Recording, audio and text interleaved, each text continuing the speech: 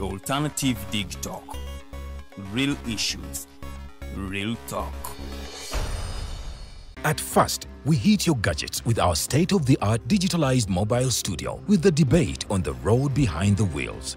Later, we launched our magnificent studios located on Plot 1A, Sawagude Close, Lukulinanganda, Machindye, Kampala, where we bring to you our must-watch shows like The Mighty Drive, Monday to Friday, 8 a.m., Hotline, Mondays, 7 p.m. As for legal matters, Twins at Bar, Tuesdays, 11 a.m., Wednesdays, 6 p.m. is Afro-Caribbean Link, where we connect Africa with the Caribbean. Voltage on Thursdays, 7 p.m., featuring a youthful panel. Interface with Dr. Kiza Besije every Friday, 12 p.m. with his call to action against injustices. Snap Talk, Saturdays, 6 p.m. with the trio. A must-watch, The Political Dice, Sundays, 8 p.m. with the duo that never stammers, and so much more. Watch us live on all our social media platforms. We are The Alternative Digitalk. Real issues, real talk. Hi, welcome to The Political Dice. It's controversial, purely political, well researched, accurate and global. Oyagala bya parliament oba council. Yes, the house oba ghetto. Ani ayuga ku ground. Ani gwe babuze. Okimanyi nga Dr. Kiza Besije alesa amaanyi. Olwofadda bafutoli abateesemu obuvaazi. Oba yo DP eri kuki? Olwojema. Bano ba MKCG bo baddawa. Abo bafuna CDF baamala tebabanja. Olwo baba ate bange bali kuki? Abo bo akina kulabisa simanyanga posturing tebabiri mbali mu structure building. Naye ate ono ye. Ani oyo oba? Yali kuki? Oyo tumuleketa gampanyiga mawu. Ebe ndabena birindira no kuda Political Dice ku The Alternative Digitalk nange Teddy Tenja ewamune Farida Bikobere buli wa Sunday sawa 2.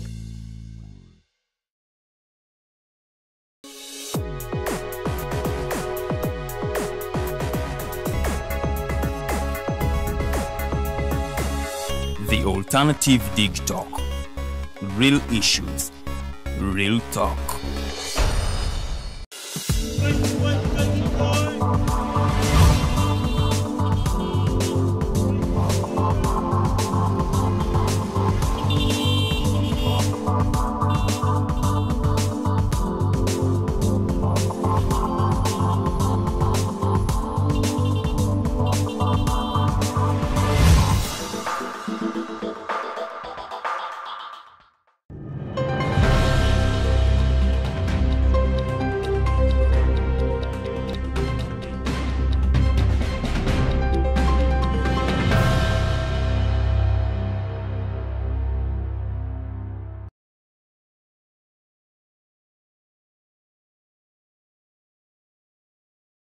Enaku z'omwezi ziri 7 omwezi tuli mu gwa Oktoba omwaka tuli mu 2024 mbaniriza program The Mighty Drive tubeerawo buli lunaku essaawa zibeera 2 ez'okumakya ate paka wali ku ssaawa 4 tubeera tunyumyamu ebintu ebisobola okubanga ate bizimba eggwanga so nja kukubiriza nnyo era okutegeeza ntoli live on Facebook osobola okugendayo n'otunoonyaako ku The Alternative Uganda oba Digitalk TV ate ku YouTube ojja kubanga ate tosanga ku The Alternative Uganda nja kuba kulisaayo mu weekend ebintu bingi nnyo ebyatambudde amawulire mangi nnyo nenja kubanga ate mpita ayitamu ko mwago gena bansobodde awo nno ku ssaawa nga 2 ne dakiika nga 2 omugenyi wange agenda kubanga aneegattako omukulu General Bijirwa Moses okuva wali eri mu kisinde kya Eastern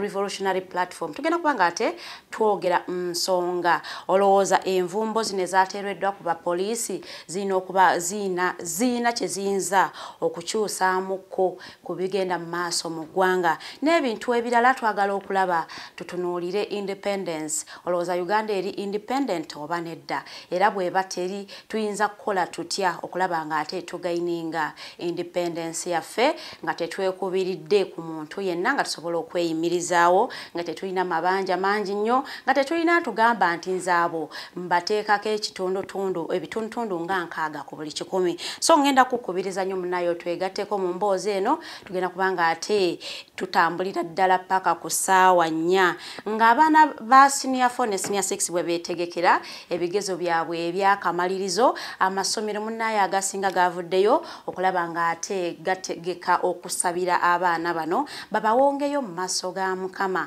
asobole okuba nga ate atambula nabo nga batuula ebigezo byabwe bino ebyakamalirizo era kinajjukirwa bulungi nnyo nti UNEB yafulumya timetable era tukimanyi bulungi nnyo nti abaana ba senior 4 bagenda kuba nga ate batandika ebigezo byabwe ennaku z'omwezi nga 11 omwezi guno ogwa October ejja kubeera briefing, it will be a Friday this week ate ku Monday olwono batandike okuwandiikira ddala papers zaabwe era nga bajja kutandika ne mathematics so nno tujja kubanga ate tubaagaliza success mu bigezo byammwe ate bo aba senior 6 bo bagenda kubanga ate batuula ebigezo byabwe okutandika ennaku z'omwezi nga 8 omwezi gwa November bajja kutandika ne briefing it will be a Friday ate ennaku z'omwezi nga 11 November endowooza batandike aba European history n'aba mathematics batandike okulaba nga ate munnaye nabo bakakalabiza ddala ebigezo byabwe ebisembayo amasomero agamu agavuddeyo ne gasobola okuba nga ate gategeka okusabira abaana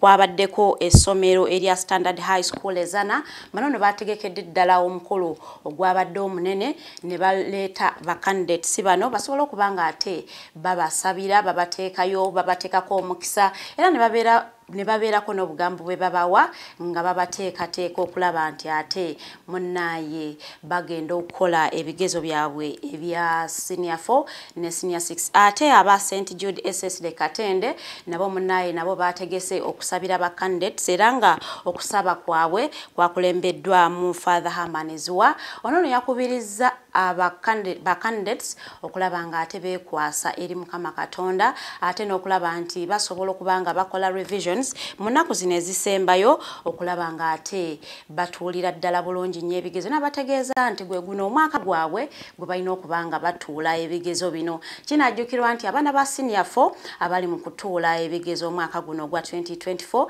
bano be basoose okutuula mu new curriculum eyakyusibwa era ndowooza be bagenda okuba nga ate basettinga history so nno bano babakubiriza nnyo basobole okulaba nga ate bafaayo nnyo ku ebyo abasomesa byabadde basomesa n'okusobola okulaba nga ate revisinga nga bakozesa research gwe bakoze ne past papers bano nno head teacher w'essomero lino Charles Bwenvu yagambye bo abaana baabwe babategese bulungi nnyo nti ate no curriculum engeri gyebadde nti ebadde student centered ng'omusomesa si yajja ne notes nga ffe we twasomera nti abaana bateefuteefu bulungi nnyo okulaba nga bagenda kutuula ebigezo byabwe ate bajja kubiyita ono nno n'akubiriza abayizi okulaba nga ate beetanira emitimbagano gino bagikozese bulungi nnyo kijja kubayambako nti ne banaaba bavudde mu masomero nga bali mu holidays basobola okubaako ne kye basobola okukola oba okubeerako bye businesses gy'okola oba gwe nga gwe okubanga ozimba erinnya lyo so nno tujja kubanga tubaagaliza from digital tubaagalize success mu bigezo byambye mugenda okutuula eyo Mukama Katonda abakulembere nga mutuula ebigezo ebyo ate ye minisita w'abaana n'abavubuka omukulu Balamu naye yakubiriza abavubuka okulaba nga bakozesa social media oba emitimbagano nga bagikozesa bulungi nnyo baleme okubanga ate bakozesa social media okuvuma gavumenti oba okulaba nti bapolokera gavumenti ebigambo nti kino gavumenti ekoze kino oba kiri yono yabagambye nti bakozese social media okulaba nga bejja mu bwavu nti abantu bangi nnyo balina business nga ate alina ne social media pages naye nga tasobola kukwata business ye n'agiteeka ku social media ono yakubiriza abavubuka nti ne bw'oba olunda mbuzi zo ziwanikeyo ku mutimbagano ogambe bana yabaagala embuzi nze nziyina zitandikira ku ssente bwe ziti ne zikoma ku ssente bwe ziti so n'agamba nti emitimbagano gino abavubuka ab'e Uganda tebannategeera butya bwe bayinza gikozesa okujjako nti bonna abasinga abavubuka balowooza nti social media ya politics kwosa n'okubanga ate okuvumagana ate n'okubanga bateekako ebintu by'obuseegu. Naga nti singa basobola okutegeera butya bwe bayinza okukozesa social media obulungi bandyejja mu bwavu. Era n'akubiriza abo bonna abaafuna essente eza PDM, Parish Development Model, n'agamba nti bwe mba mulina kye mwatandika mulina project yammwe ne bwe mbanga mwatandika kulima greens nakati buuga mu biteekeyo ku social media, you may never know ani yeetaaga ebintu ebyo ng'ate akulina kumpi. Nti bwe batyo abantu bwe bafuna ba customers nga tojja kwetaaga kubanga otembeeyo ebintu byo mu buli katale, naye oyinza okubanga ate ofunidde ddala potential customer ng'oteeseeyo ebintu ebyo ku social media. So n'abakubiriza abavubuka musobole okubanga ate mukozesa social media eno nga mugikozesa bulungi nnyo. Era nno n'abakubiriza okulaba nga ate mwewalira ddala drug abuse oba okubanga mukozesa ebiragalalagala. Naga nti abavubuka ennaku zino mu kifo ky'okubanga beetanira okukola ate baddamu ku abusinga drugs oba okukozesa ebiragalalagala. Naga nti ekireetedde n'obuzzi bw'emisango okweyongera nti abavubuka tebakyayagalira ddala kola wabula okukozesa ebiragalalagala ne basalawo bagende bamenye amayumba g'abantu oba akukube asobole okubanga ate afuna ekyokulya. Ono nno okwogera bino yabadde ku mukolo ogwategekeddwa amatendekero agatandikibwawo late Professor Lawrence Mukiibi. Bano babadde ku mwoleso nga boolesa ebintu ebimu bye bazze bakola oba bye bayisaamu aba students baabwe. Ono gye yasinzidde n'abeerako ate aka message ke yalekedde abavubuka. Ndowooza abavubuka musobole okubanga ate weetanira ekyo naddala abakozesa social media obubi ndowooza muwulidde era tusuubire nti mujja tulusaamuko. Nja kubanga ntambula ngendeko wali mu kibuga Kampala ku KCCA munnanga olunaku lw'eggulo twatalazeeko ekibuga Kampala naye ekyennyamiza nti ate ebizimbe ebisinga obungi abantu babikozesa tebinnaggwa. Nti ekizimbe kiba tebannakimaliriza ate nga wansi ku ground floor abantu batandise dde okuteekawo businesses zaabwe ate nga bannannyini bizimbe tebateeseewo bintu biyinza kubanga bikungiriza oba nga biziyiza abantu bano okulaba nga bakosebwa. So nno engeri y'ebizimbe ebizze byeyongera mu kibuga Kampala, Speaker wa KCCA omukulu Daniel Niwabaine yategeezezza n'agamba nti abakulu b'ebizimbe bano tebakkirizibwa kubanga bayingiza abapangisa mu bizimbe byabwe ng'ate ebizimbe bino tebinnaggwa. Era naga nti ekizimbe newe kiba kiwedde KCCA n'okulaba nga esooka nejja n'ekebera ekizimbe okulaba nga oba plan watambulidde ku plan gye baakuwa ate oba nga kituukaganye n'omutindo. N'agamba nti abo bonna abaggulawo ebizimbe byabwe nga tebannaba kumaliriza bizimbe bino agamba nti bajja kukwatibwa era bakolebweko ng'amateeka we galagira. Onagamba nti abantu bangi nnyo bannakampala nabo tebawulira. Nti bwe bagamba nti temukkirizibwa kubanga mupangisa ebizimbe ebitannaggwa nti ate surprisingly ogenda okusanga ng'ate waliwo abapangisiza amaduuka ku bizimbe ebitannaggwa ate nga bateeseemu ne maali yaabwe nga batandise okukola. Ono kye yayise ekintu eky'obulabe ennyo eri abantu abo ababa bakolera mu bizimbe bino. Era omukulu Lord Mayor naye yayogeddeko naffe n'agamba nti abantu bonna bannannyini bizimbe nga bakkiriza abantu okubanga batandika okubikoleramu nga tebinnaggwa bajja kubanga bakwatibwa olw'ensonga nti bateeka obulamu bw'abantu abalala mu katyabago. Nategeeza nti lwakuba nti ne bannannyini bizimbe abamu balinako order from above nti abamu ne bw'obagambako balina ate abantu ababayambako okulaba nga bakola emisango gino. So nno ono Lord Mayor n'atutegeeza nti naye abo bonna bannannyini bizimbe bajja kubanga ate babanoonyerezaako nga babakwata ebizimbe ebyo ebitannaggwa ng'ate munnaye babiteeseemu abantu okulaba ng'ate babikoleramu. Okubaterezaamu abadde spokesperson wa KCCA Speaker. So ngenda kubanga ate ntambula nvaawo kaawo nga maliriza amawulire gange ag'olunaku lwaleero. Munnaye omukulu Katikkiro wa Buganda yasobodde okubanga alambulako waliwo abaganda abawangalira wabweru wa Buganda era ono yabadde eri waffe Busoga munange je ya meetings bankoba za Mbogo okuva buli mu University ye Busoga era nga bano ba meetings awo ku Kampala University Jinja branch ono yabadde n'ebintu bingi nnyo byabadde ayagala okugamba abavubuka naddala abaganda naye ng'ate munaye tebawangalira mu Buganda era omukolo guno ogw'okubanga ate omukulu Katikkiro wa Buganda Charles Peter Mayiga alambulako abaganda abatawangalira mu Buganda gubeerawo every year era nga olunaku lw'eggulo basazeewo nti ogwa next year gubeere Mbale basobole okulaba nga ate gye bagutegekedde ono yasoose ku meetinga abakulu abakulira university eya Kampala University okwabadde Professor Badru Katelega ono nga yabadde na mu ddwaliro naye ate munayo omukolo